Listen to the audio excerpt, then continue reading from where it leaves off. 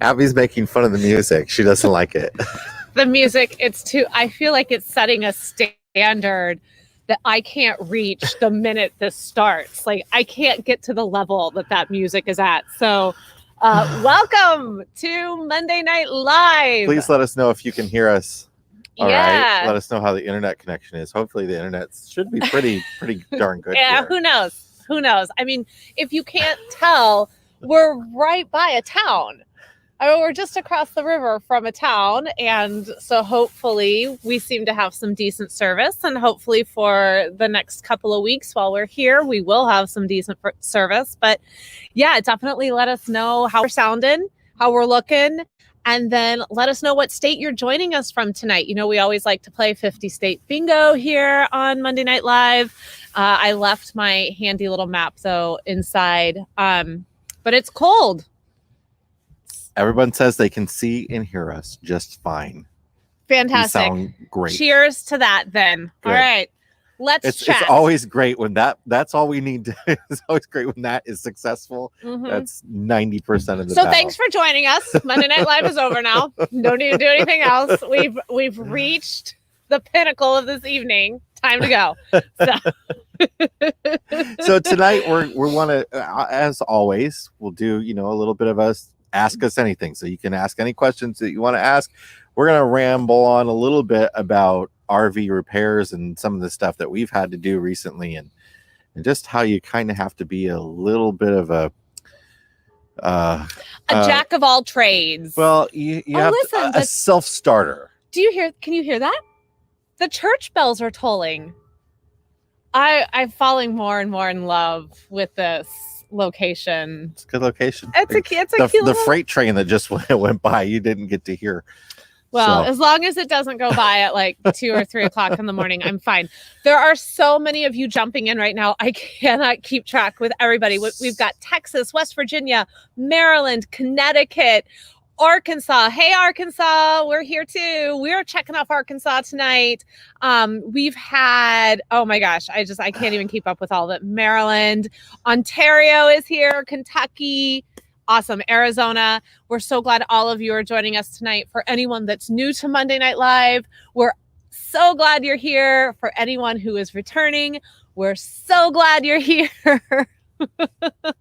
And welcome back. And we're sorry we couldn't be here last week. It was interesting. Yes. We had just some crazy awful weather where we were, and then the last several days were beautiful.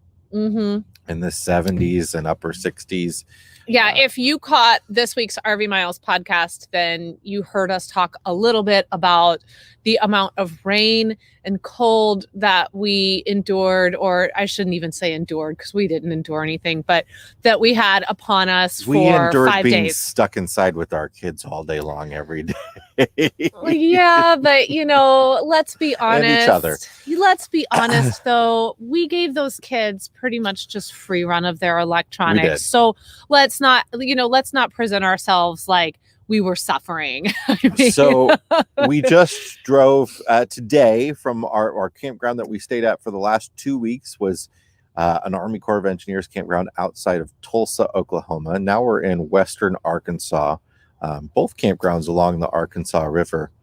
Yep. And both Army Corps of Engineers campgrounds. So we had a nice little drive today. It wasn't terrible except for the tolls and the quality of the roads. If anyone's from Oklahoma here tonight, can you please talk to me about the tolls? They're not going to justify them. They're not fans of them either. I told Jason, I said, we're done traveling through the state of Oklahoma. We paid almost $20 in tolls for both the tolls times and the crazy entrance and exit ramps y'all have here in Oklahoma. We're not there anymore. Yeah, I guess we're in Arkansas now. But the entrance ramps on some of the highways in Oklahoma are insanely short. Anyway, so we traveled today. Yesterday was our 12th anniversary. Happy anniversary. And of course, the day it's like a business transaction. Happy anniversary. Glad we made it. Okay. Good job. It's been nice working with you. And of course, the day before that was Halloween, and the kids, it was not a normal Halloween for them, but they had fun regardless. And we watched the new Mandalorian episode. And Yeah, and which all we're that. lukewarm about. We don't have to talk about it. You're 'cause lukewarm about it. I'm lukewarm on it. I'm lukewarm. It was a little underwhelming for me. The last 10 seconds were awesome, but it was a little underwhelming. I wanted to grab this right here really quick. We do know that not all the roads in Oklahoma are tolls, but it does seem like for us, anytime we are trying to get from one point down to another, we catch a toll road. It's Kansas and Oklahoma is the But this last little bit that we were on, I was kind of infuriating to me because we probably paid $10 in tolls within the span of what, 25 miles? That's the annoying thing is that I almost don't even care about the money. It's that you have to keep stopping, and it's that they want exact change. Yeah. Who carries cash? We don't anymore? carry cash, and we definitely don't carry $1.15. So that's annoying, and especially when you can't really know what you're going to be paying because sometimes it goes by how many axles you have. Anyway. Yeah, and I think we've got I've been on the Indian Nation Turnpike. It is expensive. I mean, there's nothing like the Northeast for tolls, though. I mean, we're not paying the $65 it might cost you to go 100 miles in New England. We haven't, and look, coming from Chicago, we know tolls well. Yeah, we know. I mean, we from know tolls. Chicago, we know tolls well enough to avoid them. Yeah. Everybody complains about the Chicago tolls, but we don't go through them. Yeah, we'll go an hour out of the way to avoid that $1.50. Yeah, that was before we were even pulling a trailer. Now we just want to get to our destination so quickly. We're like, oh, whatever, just take all my laundry quarters, just take them. Let me through this toll. So that was kind of our travel today. But if you saw the post, you know that we're really focusing tonight on answering your questions as well as talking about repairing your RV and resources for being as DIY, as hands-on as humanly possible, because I think a lot of us know that right now that when you take an RV into the repair shop, it's not a drop off and come pick up in a couple of hours situation, at least for the most part from what we're hearing. I won't say that it's like that everywhere, but we do know that there are people who just have a minor repair they need fixed, and it's been 3 weeks. And they still have their trailer over at the shop. So we just want to talk a little bit about what we can do to be more hands-on and saving that time of having your rig in the shop. So maybe we can share our latest repair really quick. Yeah, so we dealt with several days straight of rain at the campsite we were just at. And we started to get a leak from one of our windows in our slide. So first we thought it was the seal around the window. But the thing with leaks is you never really know where they're coming from. Like they could be coming from quite far away from where they end up presenting themselves. So then Abby, fretting in the middle of the night, woke up and went and checked underneath some seats, and she found water in the corner of our slide underneath our dinette. Yeah, so and a pretty decent amount of water too, enough that when I pressed a towel into the corner, it was sopping, and that was happening several times over. And what it was is, so our dinette is broken up into 3 sections. We have, the left, if you're looking at the dinette, there's the left side of storage, there's the center side of storage, and then there's the right side. The upper corner of the left was wet, considerably wet, but then in the center, that corner in the center was just as wet as well. I'm more confused. I know. I'm sorry. There were 2 sections that it were was very wet underneath. But the dinette. No, stop. Listen. What I'm getting at is it's going back to you saying that we can't quite identify, because the way it was wet under the dinette didn't make sense that it was traveling from the main source down through the carpet to another main source. I hope that's making sense. So now we were faced with, it looks like we've got water maybe coming in from the center here, possibly from the left. Anyway, and we're dripping from the window. The slide was clearly not sealed. Our trailer is a 2020. It clearly just was not sealed very well in the slide, and so I sealed all the way around that window, but then also the roof line of the slide, which is where I think it was coming in. I'm just going to drop a bunch of comments you guys are leaving about your rigs going into the shop, because there's definitely a pattern. I mean, you're dropping it off and they say come back and get it in 2 to 3 weeks. That's the thing. We bought essentially an entry-level unit, knowing full well that when you buy an entry-level RV, like, because we've been reporting on this industry for a long time, that you're going to deal with problems. If you doesn't have to be an entry-level to have problems. But we bought it because, I know I'm a little handy and can deal with stuff as it comes to us. But you weren't always handy. But, I mean, you didn't just wake up and be like, I'm handy with an RV. But the thing, what I'm getting at here is that I know it's really hard for people that don't have those skills and have not, immersed themselves in that kind of stuff. And, you have something come up like that. And it's like, now I go drop it off at the dealership and wait another 6 weeks for it to 4 months for it to be repaired. And that's really annoying, especially for some of the little things that come up. So, I think one of the biggest, I guess, lessons that I learned early on is that you just have to accept that nobody knows how to do all this stuff at one point or another, and you just got to figure it out, and that can be scary sometimes to some people, and but there's so many resources out there today that there didn't used to be. Obviously YouTube is the go-to for so many people now to go fix something. If something is broken, no matter what it is, you can go find somebody repairing it on YouTube. And then you'll find 500 comments by people telling that person how they were doing it all wrong. Yeah, well, you got to read those too. So I'm always, when I'm trying to fix something on YouTube, for instance, like I said, I feel like I'm kind of handy, but when we had our school bus conversion, like, I'm not a car person, I'm not a truck person. and definitely wasn't a diesel person. Didn't know diesels at all, and we had a diesel school bus, so and we had lots of repairs, and I spent a lot of time on YouTube figuring out how to fix things on it. But there are a lot of other resources that are out there right now. RV Repair Club is a really good one. They have a lot of free videos on their website, and then you can pay a small fee, and then you can see the rest of their videos, and it's like really super detailed repair videos about every single aspect of an RV.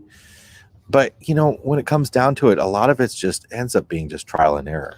Yeah, and you get it wrong sometimes. The other repair that we dealt with this week was our bed. That was my anniversary present from Jason, was that the bed was fixed and became a usable storage space again. So our bed has storage underneath it, as most RV beds do. And, you lift it up and it's on the bed lid is on hinges, and you lift it up and then you can throw stuff underneath there. And that was all fine and dandy with the mattress that came with our RV, which was super light. It was not a mattress and cheap. So much as it was just like, I don't know, a really fluffy comforter. But we have a real mattress now, which probably weighs about 100 pounds or more. And that was not working anymore. So I installed pneumatic struts so that you could lift it up and hold it in place, like you would have on the back of a hatchback to hold your, the lid up on your vehicle, that sort of thing. So I installed a couple of those, and they make them for all sorts of different sizes of storage bays. There's a company it's literally called Bed Lift Kit, I think. So I put 2 of them in there. Super easy to remember.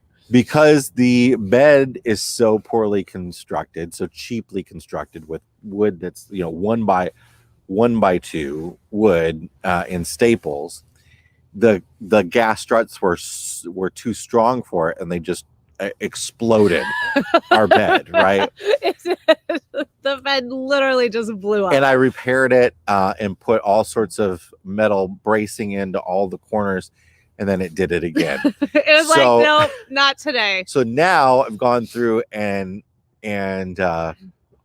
reinforced all of the joints again and put less powerful struts in there, and it's like perfectly balanced and it's awesome. So it was wonderful. I just kept looking for excuses yesterday to like lift up the bed and be like, oh my gosh, look, it works. It's the little things in life. And you know, let's be honest too, everything that probably we're going to talk about when it comes to DIY repair, that is Jason's wheelhouse in our world. He is very, very patient and very, very interested in reading a manual from back to front, like you do. Or do you not read manuals? Not manuals. You only read manuals? I read magazines. You only read back magazines back to front? Okay. Yeah, you can't read anything else. Well, I don't understand reading a magazine anyway, back to front. So my overall point here, though, is that RV ownership is way more like home ownership than it is like car ownership. Yeah.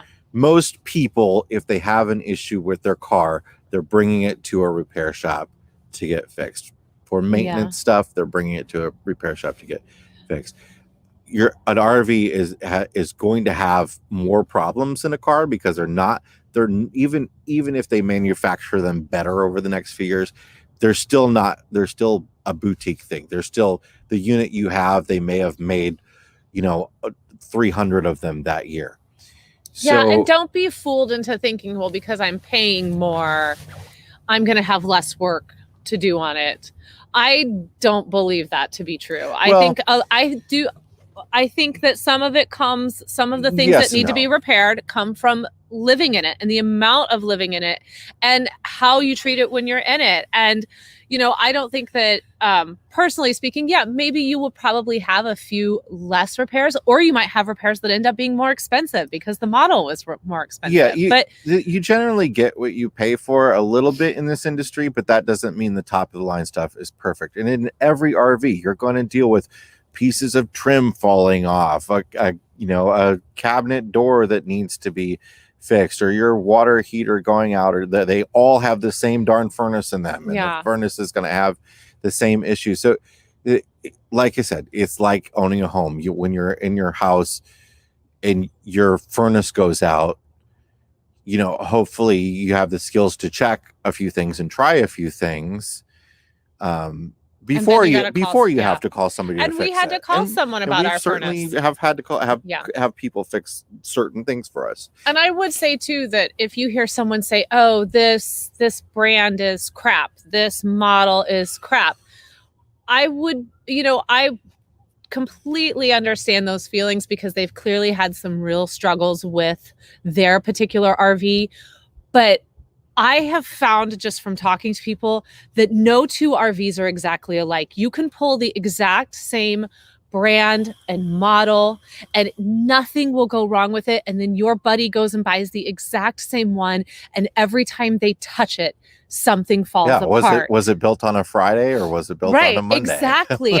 Exactly. Like, how badly did they want to go home on Friday? Yeah. I mean, that's really, that's something to take into consideration. Certainly listen to people's reviews and ask people's opinions, but also know that sometimes you just don't know what you're going to get when you drive it off the lot. And, here's the other thing. A lot of people get extended service plans, or their RV is under warranty and all that. Sometimes it's worth it to ignore your warranty, ignore your extended service plan, and call a mobile tech, because you won't be out that 3, 4, 6 weeks. You call a mobile tech, they come to you, they cost, $150, and they have it repaired within an hour. That can be well worth the money spent, even if it makes you angry that your unit is under warranty and you really wish you could take it in and have it repaired. As full-timers, that sometimes we just don't have the option, right? We couldn't bring our trailer into a shop without then paying for a hotel room, which is like, that would never be worth it. I want to jump back really, really quick to a question that was asked that I don't want to lose. because I think it's a really interesting question as well. It's about replacing the faucets, the plastic faucets, because a lot of rigs come with these plastic faucets. Aren't they Ours the worst? included. Like, you think they could spend $1 more on the faucet? Maybe. Sometimes they all have that in the bathrooms, especially. They all have that same. Reminds me of my grandma's house, like that. I don't even know what to call it. Like, but yes, plastic. as long as the holes line up, they are the same generally as home faucets. You can absolutely replace them with the same stuff that you would use at home. Same goes for like doorknobs. There's something has been bothering me forever, and I don't know why. RV manufacturers do not put locks on bathroom doors. That seems so silly. But do you know how I'm in here.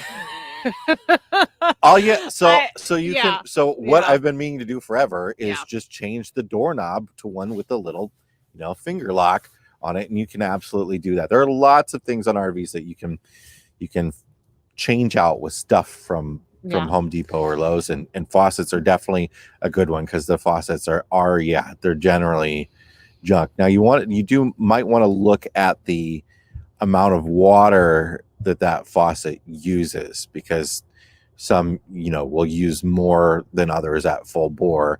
And if you are trying to save on water, like we are, for the next 2 weeks, they should all be rated for how much, how many gallons per minute they use. Yeah. I wanted to also, so many people a few people, I should say, have talked about how they carry a decent amount of tools with them. And we absolutely carry a decent amount of tools with us as well, because as being full-timers, we just need to be able to have access, or Jason, I should say, needs to have access to those things to repair stuff. And so we do keep tools that maybe you wouldn't necessarily have with you on a weekend trip. It's one of those areas where, a lot of the stuff we buy for camping is like, it's the smaller version of something, or it's the pocket version of something, or it's the foldable version of something. Like, I love multi-tools, right? Mm-hmm. But there's no substitute for an actual screwdriver.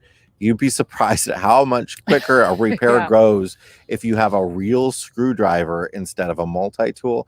So you carry a set of basic real tools. Now, it's not crazy. I don't have like an insane amount of tools, but enough to get us through. But the other thing too is you have to remember that unless you're way out in the middle of nowhere and something real serious goes down, you're generally going to be within a short enough drive of anywhere where you can pick up that specialized thing you need. And a lot of places, like really specialized tools, like you can rent them. You can go rent tools at Home Depot and Lowe's, or we did that a few times when we were building the bus. I feel like we fall in the same world as Dawn here. So far his was built on a Wednesday.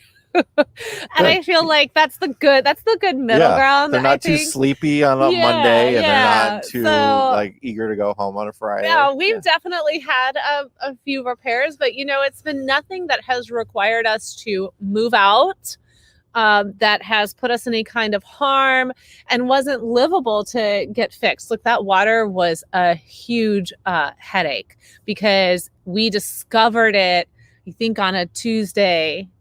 And then it didn't stop raining till Thursday.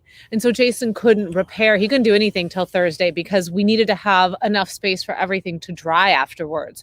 So for 2 days, we were just trying to manage what was unending rain. So I went from having like a little bit of laundry to going through every single towel we had. And now I've got probably 12 loads of laundry to do this week. Now, I will say, when it comes to tools, it is nice to have some things that are multi-purpose, that you can use for, multiple functions, as long as they do that well. So for instance, I carry a strap wrench around, and that thing is useful for all sorts of stuff.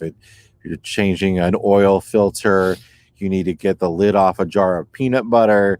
The thing I've used it the most for is taking the cap off the sewer cover at a campground. When the sewer cap is too tight, they make specialized wrenches for that, but I've got a strap wrench, so I don't need to have both. I can just have the strap wrench and use that for that that sort of scenario. Here's another question. I'm not quite sure if you can talk to it, but it's about installing an RV braking system for a Toad. I have no idea. I don't think we had anything like that when.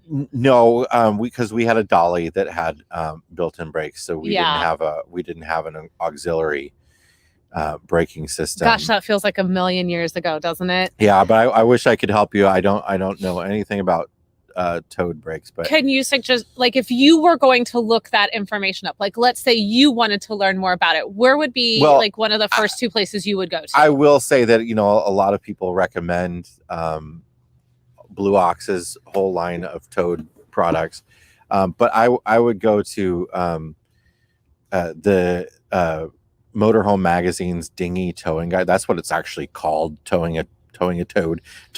Toad, by the way, in this comment, TOAD, is what people say, if you don't know, when they mean they're going to pull a Toad, TOWED, vehicle behind their motorhome flat, right? So you're going to have it four wheels down. So you're flat towing a vehicle right alongside everyone else right now. Well, I guess it could be on a dolly as well. But Motorhome Magazine's Dinghy Towing Guide, that's actually what it's really called, is dinghy towing, DINGHY, like a dinghy boat. And there's also, it tells you like which vehicles can be flat towed, but it's just full of other information about that stuff, and also ads for all the different brands of all the different Toad setups. I just want everyone to know that I am reading all of your comments, and though we can't get to all of them, you guys are cracking me up. You are making me smile. I'm loving just how humorous everyone is being about this, because it can be really frustrating. But this one, I just felt like, Jason, this might be speaking your love language right here. because I will get out of here. I'm avoiding you. It has been known from time to time to be referred to as Dad's office. So sometimes Dad has to go to his office. Your mother came up with that. No, your mother came up with that because I answered a phone call. Listen, all right. I can't. You can't make this stuff up. I forgot about this. Back in our theater days, I was working on a show that Larry King was involved in, and Larry King called me while I was in the bathroom, and I answered it. Now everybody has been talking about that for years. We're at my parents' house, and Jason comes out of the bathroom on the phone, in an active conversation, like he's been at this conversation for a while, on the phone with Larry King. I mean, it's just, I feel like that. I just feel like that was on so many levels, that was such a metaphor for our life at that time. And so that was back when we were not only working in the RV industry and building RV miles, but we were also still doing our theater publication, and we were considering becoming producers in theater. And Larry King never ponied up like he said he was going to, did he? He never ponied up like he said he was going to. So well, he was in the middle of no joke, this is not exaggeration. He was in the middle of his 9th divorce, and his money was tied up. He was not allowed to spend money on anything, because then his ex-wife would own half of whatever that was. Yeah, so he just kept saying, Jason, I'm going to get the money. I gotta get through this divorce first. I don't do a very good Larry King, but that's kind of like that was really towards the end of our theater days, at least when it came to producing. And we thought, this is a lot of work. We can't really. Michael, it was Larry King.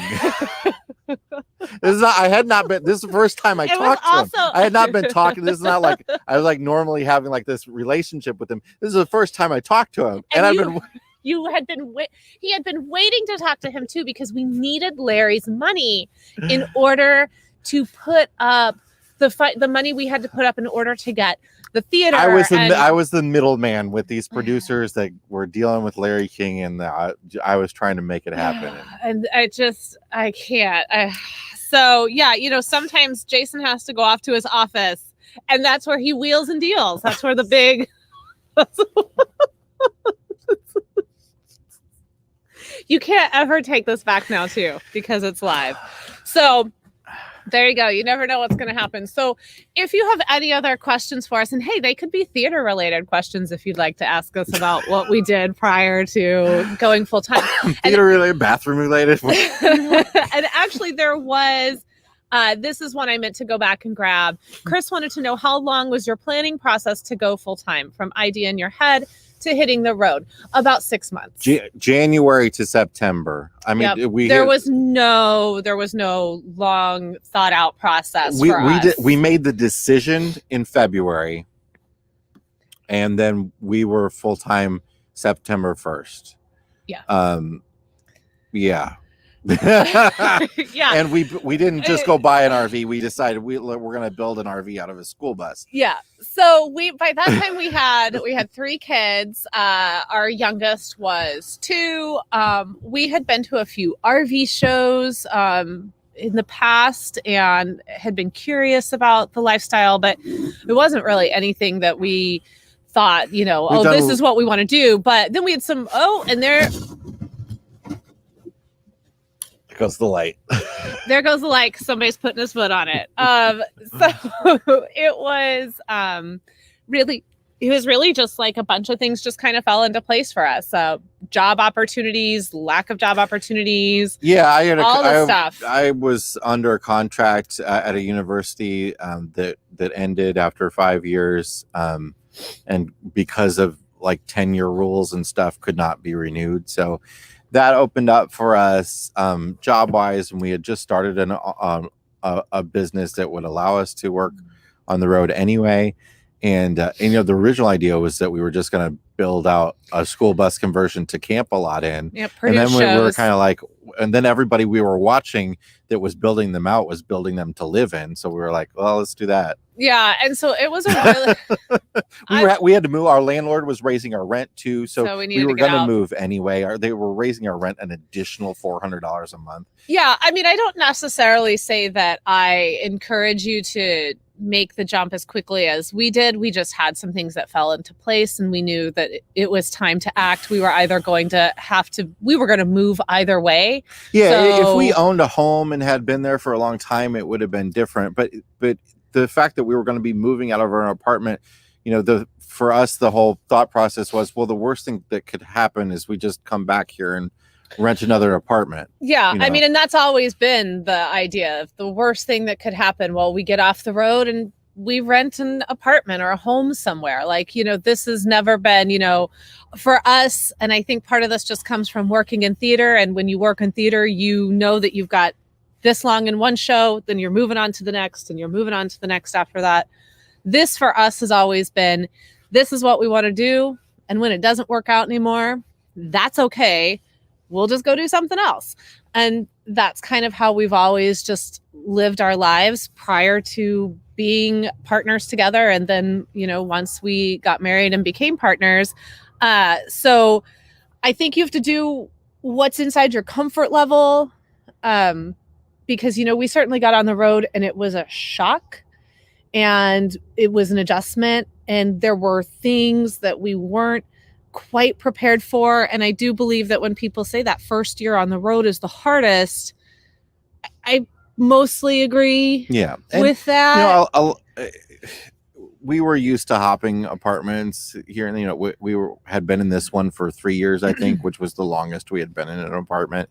So it's not like we had been in the same house for 30 years and we didn't have a lot of stuff. I mean, we had a lot of stuff. We had way more than we thought we did. We did. And that, I think, we did a few videos on like, is going full time right for you, and downsizing over on our YouTube channel. And we did talk about how just trying to downsize our lives was probably more stressful than actually building the bus. Yeah, it was rough. That was emotionally rough, physically rough, mentally rough. Just, it was a really intense process, like trying to get rid of everything. To the point at the end, we were just giving everything away. Come take this. We don't want it. Because we're like, take our stuff, please. If you can just get it down the flight of stairs, out that narrow door, down another flight of stairs, and find somewhere to park in a Chicago borough, you can just have it. We were just so sick of like posting something on OfferUp or Craigslist for $20 and then negotiating to $15 with somebody, and then they show up and they're like, "Will you take 10?" You know. They love people be loving to negotiate. Single item. You know, we had a yard sale where things that were 50 cents, people wanted to negotiate down to a quarter for it. That's fine. You know what? I was like, that's fine. Please take it. And you know what? Like, who knows their need for asking it to be cheaper? And that's not. That's fine. It's when you've agreed on a price and now you're going to come pick it up and now you're negotiating again. Yeah. Look, our friend here, the Air Force guy, RV Reviews and More, he wants people to be smashing that thumbs up.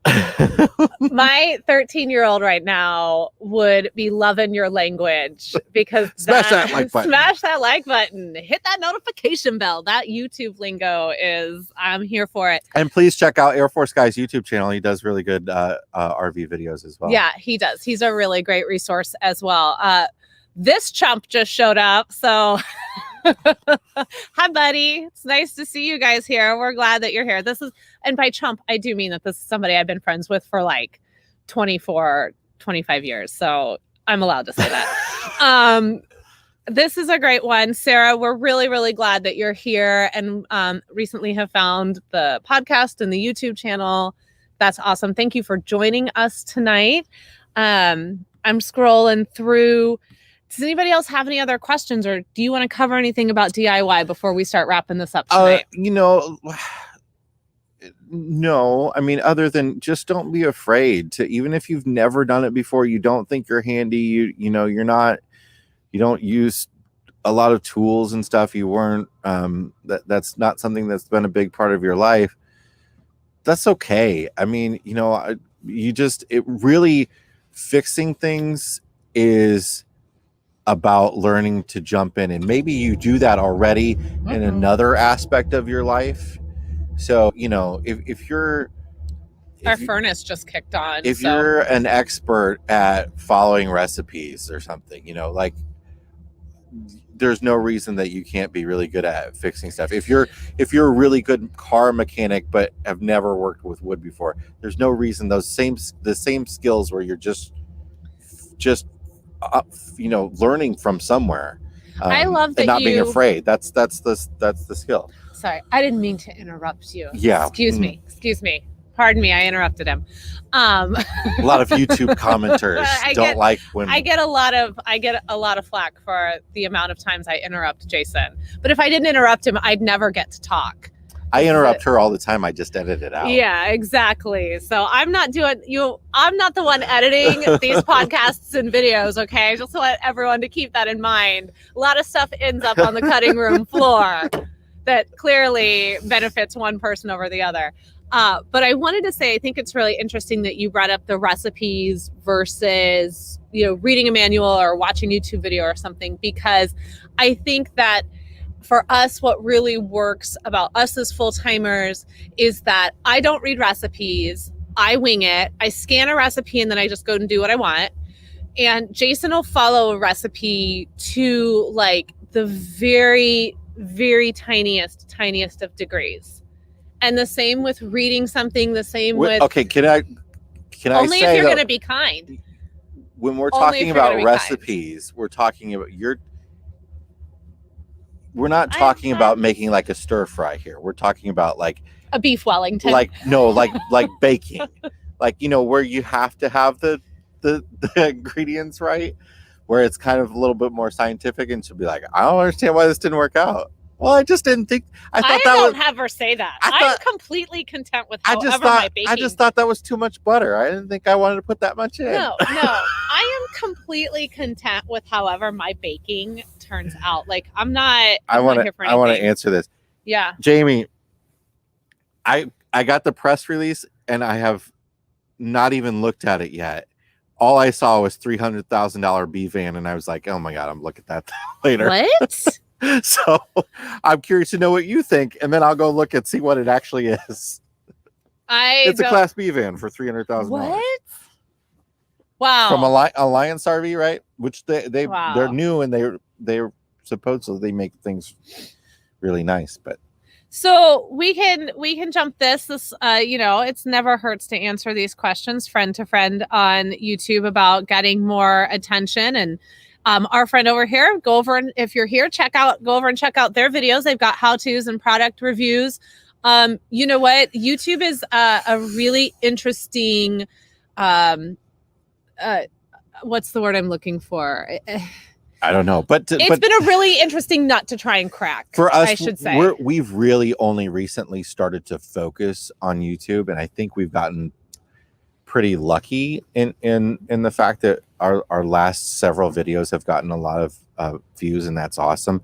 But just I guess I'm going to cut this question from somebody who is often looking for information. To me, it's generally about having be answering the specific thing that I'm looking for. So if your video titles are really specific, like how to clean your RV air conditioner, and that's what the title is, and you have a clean, professional looking thumbnail, I'm more likely to click on it than if I feel like it's going to take me a while to get to the content, or there are like multiple things in the video. Like really be really specific, like not just how to repair an RV furnace, how to repair this specific problem on an RV furnace. That sort of stuff for me. Like, and I have no idea if that legitimately will get you more views, but for me, that's what I'm looking for. I agree. This is a good one here. Deb wants to know if we think that the people who have ditched the sticks and bricks and are new to the RV lifestyle will stick with it. There are a ton of new RVers this year. This is a question that comes up across all RV groups and across YouTube, and this is on everybody's mind because there have been a lot of new RVers out there. We've talked a little bit about this privately, and then we've talked a little bit about it on the podcast as well. I don't think next year, personally speaking, I don't think next year is going to be as busy as this year, but I also don't think that those who bought RVs this year are just going to ditch them and not come back to it next year. We're talking about two different things here too. Yeah. Like we're talking about people who've ditched their sticks and bricks and have gone full time. And then just all the new RVers in general, who might be just vacationers. I don't see a lot of people ditching their RVs next year for sure, unless they really have to, and if for financial reasons, and if they have to, it's going to be hard unless they paid cash, right?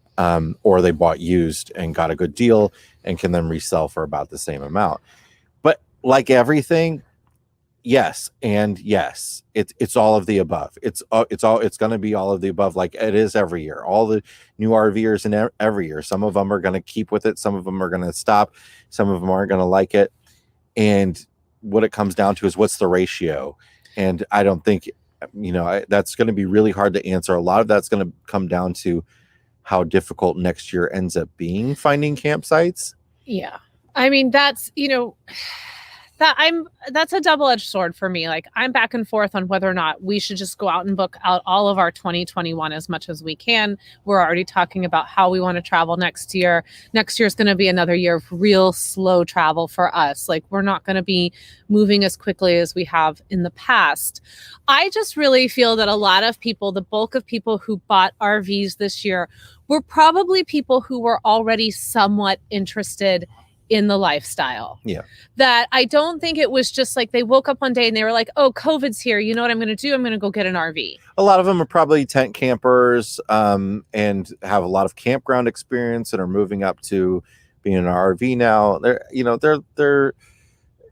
And there are going to be some people that bought them not knowing what the heck they were getting into. But I have a hard time believing all these people are buying these RVs and they're all just hating it.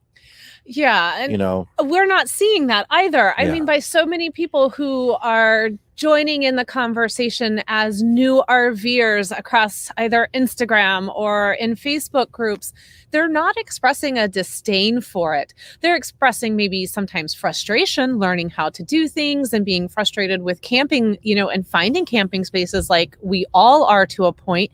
But, here we are in Arkansas. It's the 1st of November. This park is wide open. And the weather here is going to be beautiful. It's going to be in the 70s. And so I think sometimes those frustrations are only festering because everyone's trying to go to the 10 places in this country. And so my biggest advice, especially to seasoned RVers, is don't look to the tourist destinations. Don't look to the big national parks. Start finding those hidden gems. Start finding these beautiful river spots with this gorgeous bridge behind us and this town in Arkansas. Expand your tent a little bit more. And I think that some of that headache will go away. Maybe you don't get to go back to your favorite spot next year because it's a popular spot. But there's probably something else close by or within the area that could be just as enjoyable. We all have, what do they call it? Is it an affirmation bias? I think that might be what it's called. But we all have this thing built in us that where when we spend a lot of money on something, we end up, we like it more than, maybe somebody who spent $0 on it. So for instance, if you go onto Amazon and you look at the star ratings on Amazon, and a lot of people feel like, oh, maybe the star ratings are lower than they should be because people are critical, or you look at restaurant ratings because people are so critical. But they say that studies show that Amazon ratings and restaurant ratings on Yelp, they're actually they actually are biased towards the high side because people just want to like something that they spent good money on, right? You buy a brand new car and you spend, $25,000 on it, even if it's not the best car you ever had, you enjoy that new car because it's yours and you feel pride and ownership over it. And, I wanted to go back just really quick and just do a 180 really quick. And we have a question about how we handled the humidity. So we did have to go regarding the leak we were having last week in the trailer. So we did have to go buy a dehumidifier. We kind of needed that without the leak.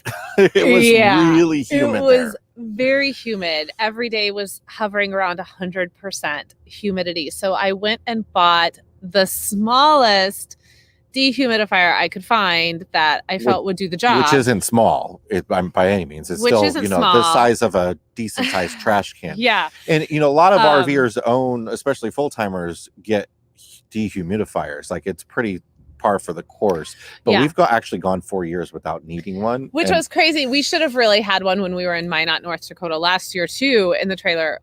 With last week, with the leak and with all of the rain that we were getting and the cold and everything in Oklahoma, we were dumping out 20 pints of water every 24 hours out of the dehumidifier. It was reaching its max. It's a 20 pint. There's no way it's 20 pints. Yes. There's no way it's 20 pints. Yes. 20? Yes.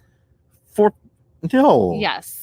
20 pints. Okay, well, I'll have to look it up. Maybe it's not pints. It was 20 Wouldn't something. 20 pints be several gallons?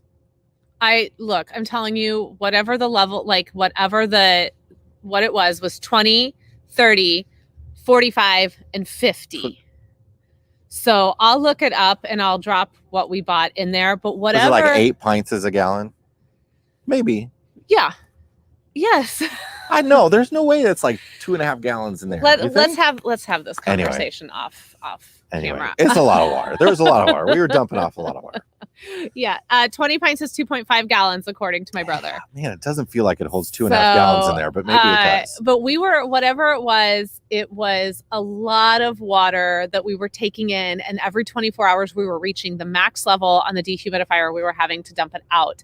That was with keeping the dehumidifier set around 35 to 40% humidity in the rig. So it was very, very humid in there. Yes, absolutely. To answer your question, Alton would like to know how long we've been married. So we shared that at the top of the live tonight because yesterday was our anniversary and we have been married for 12 long, wonderful years. You mean long? I didn't say long. Yeah, you did. I don't recall saying that. Yeah. So our friend, look, see, here we go again. 20 pints equals 2.5 gallons. Yeah, your brother said that too. I know. I'm just saying. I feel like that makes sense. I Like believe, it was. yeah. I believe that. I just don't believe that humidifier holds 2.5 gallons. Yeah. I love this comment from Jean. And because this is something we've talked a lot about too, and something that we have personally been experiencing as well. And that is just really getting to know your state and your state parks. Because again, things have just been so wackadoodle with coronavirus and with the amount of people out on the road that, some people feeling like they don't want to go far versus going far. So many of us, and, we consider, I know we don't necessarily stay in one state the whole season, but we really did spend all of this year, like just not moving a lot. 6, 7, 8 weeks in one area, and then maybe just going 100 miles down the road, 75 miles down the road, and then another 2-3 weeks there. And I think that that's cool. Like rediscovering your hometown, rediscovering your local city campground or state park. We put artificial borders on things too, right? Like the edge of Yellowstone National Park, it doesn't stop being beautiful right where that imaginary line is, right? So there's often really great places just outside the really well-known places as well in the national forests and all that sort of stuff. Yeah, and we love actually finding national forest campgrounds. We really enjoy the experience of a national forest, and we also really enjoy the experience of an Army Corps of Engineer campground. Those are usually kind of the first 2 campgrounds that we'll look for in a state before we then go and start looking at state parks. We did a lot of private camping this year just because we did want monthly rates and, we needed to stay somewhere longer than the 14-day limit. But up until this year, we had actually never stayed at a private campground. Well, really, I should say, when we were in Minot last year, because Jason was sick, we were in a private campground, but that wasn't of our personal choice. But this year we stayed in more private campgrounds than we ever have. We've been on the road now for almost 4.5 years. And we're itching at this point to get back to more national forest camping, more Army Corps of Engineer camping. And we're going to try and make that a goal for 2021 and slow travel states using those campgrounds as our resource. I want to pick up this comment here from Michael. Where's a good place to get replacement locks for our exterior compartments that won't have keys that everyone else has? You can get them on Amazon. But here's the thing. All of those exterior stores, well, let me step back. Let me tell you a story. When I lived in Chicago, I had a car that had a portable CD player on the dash. Right? Like those, if you didn't have a CD player, you had the one that you put the fake tape in the tape player. Sorry, I'm listening to you. Right. I'm just in the middle of blocking somebody because I absolutely will not tolerate people. YouTube is mean. The wild west of, I don't understand some of these YouTube commenters, but okay. Please don't come over here and talk nasty to other people leaving comments. Like, that's just so, I don't understand it. I don't know why people do that. Anyway. Moving on. I had this car parked in the street in Chicago, with a little, a really crappy $25 several-year-old CD player sitting on the dash, right? And somebody came and busted my window and took it. Dang. Now, the CD player, like I said, was worth about $25. And guess what? The window cost me a lot more to fix, right? That's kind of how so I would have been better off if I just left my doors unlocked. And that's a little bit how I feel about RV storage compartment doors, because you can put whatever replacement key lock on there, unless you're totally changing to a different style of lock. But if you're just replacing the key cylinder, they're all so easy to open with a screwdriver, and people are more likely to do damage to your bay doors than anything. And they're, what do they end up stealing? Are you gonna, do you have something valuable in there? So I don't know. That's my feeling for us on RV. Now, our storage bay is fairly small, and we don't have much expensive in there. Yeah, they just go after our generator on the back. So if I did have expensive stuff in there, maybe I'd feel a little bit differently. Anyway, yeah, so you can definitely pick them up on Amazon. You can also order them from an RV dealer if you want to go that route. But you can definitely find them on Amazon. Wrong one. I'm just like going crazy here. Your dad wants to know if you use Flex Seal. Slap it just on there. Slap it on. No, we didn't use Flex Seal, Ed. I mean, we might have to though if the leak pops back up. Who knows? We were talking about tools and things you should carry with you before. So anybody that owns an RV should be carrying with them Dicor lap sealant, which is it's Dicor self-leveling lap sealant, and it's great for it's what most RV roofs are sealed with. So anywhere you have an opening in your roof, so where your antenna is, where your air conditioner is, generally they're covering all those seals with Dicor lap sealant. It's great stuff, but you can use it to get more of it to replace anywhere that it's been damaged. It hits a tree branch or something like that, and it comes in a caulk gun tube, so you want to carry a caulk gun as well. And then a Turnabond tape. A Turnabond tape is really expensive tape. It's about yay wide. It is expensive, but it lives up to its name. It sticks forever, and it keeps water out. And you can use that to seal. You can make flashing out of it. You can seal up lots of different things with a Turnabond tape. You can stick wires down, anything like that. That's really nice. Imagine your Odyssey. You didn't need to do that. That was very kind of you to. That's our first one of those. I didn't even know you could do that. That's a thing. Thank you. That's really touching, and that's really, really kind of you. And we will use that to do something that we'll pay that forward. We'll probably get a pizza. No, we'll pay it forward. All right. No, we will pay it forward. That's very, very kind of you. Thank you for joining us for a live tonight. And I think that's a really good place, maybe. What a nice, kind gesture. That's a good place to end it tonight. You all have been so lovely this evening. Probably one of the best. Except for that one guy. Well, two of you got booted tonight. But you know what? Haters gonna hate, and we don't let that stuff get to us, because at the end of the day, it's not about the negative, it's about the positive. And I really do think that this has been one of the best lives that we have had in a very coffee and a date night. Yes, let's do it. I would love coffee and a date night. That would be amazing. Thank you so much for the suggestion and for suggesting coffee. So thank you everyone for joining us tonight for the live.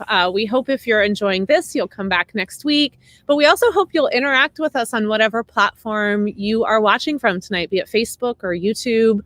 Please go find the RV Miles podcast and share your thoughts with us on there as well. Anything else we want to mention before we run away? I mean, I'm shivering. It got cold. It got cold. Outside of that, we all have a really busy week. We know it's coming up tomorrow. Please take some breaths. Be kind. Be kind to yourself, to your neighbor. We're really, really glad you're here, and we really look forward to seeing you next week. So take care. Thank you for joining us. Thanks, everybody. Should we roll out with this?